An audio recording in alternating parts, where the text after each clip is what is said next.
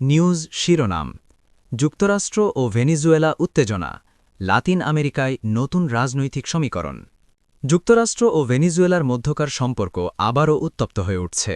রাজনৈতিক বিরোধ অর্থনৈতিক নিষেধাজ্ঞা এবং ক্ষমতার দ্বন্দ্ব সব মিলিয়ে লাতিন আমেরিকার এই দেশটি এখন আন্তর্জাতিক রাজনীতির কেন্দ্রবিন্দুতে প্রশ্ন উঠছে এই উত্তেজনা কোন দিকে যাচ্ছে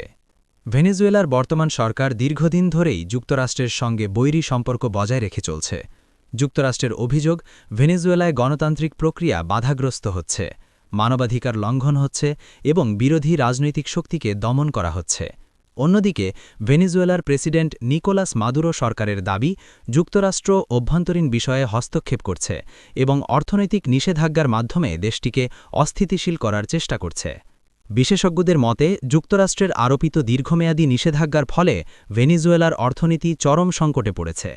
তেলের ওপর নির্ভরশীল এই দেশের জনগণ প্রতিনিয়ত ভোগ করছে খাদ্য ঔষধ ও জ্বালানি সংকটে আন্তর্জাতিক প্রতিক্রিয়া এই ইস্যুতে বিভক্ত আন্তর্জাতিক মহল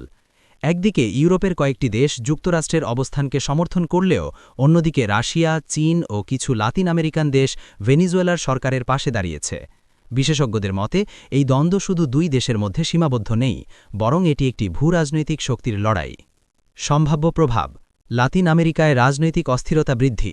বৈশ্বিক তেলবাজারে প্রভাব যুক্তরাষ্ট্র রাশিয়া চীন সম্পর্কের নতুন টানাপড়ন বিশেষজ্ঞরা আশঙ্কা করছেন কূটনৈতিক সমাধান না এলে পরিস্থিতি আরও জটিল হতে পারে সব মিলিয়ে যুক্তরাষ্ট্র ও ভেনেজুয়েলার এই উত্তেজনা এখন শুধু দুই দেশের সমস্যা নয় এর প্রভাব পড়তে পারে গোটা বিশ্বের রাজনীতি ও অর্থনীতিতে পরিস্থিতি কোন দিকে মোড় নেয় সেটাই এখন দেখার বিষয় আমি CN10 নিউজ সত্যের পক্ষে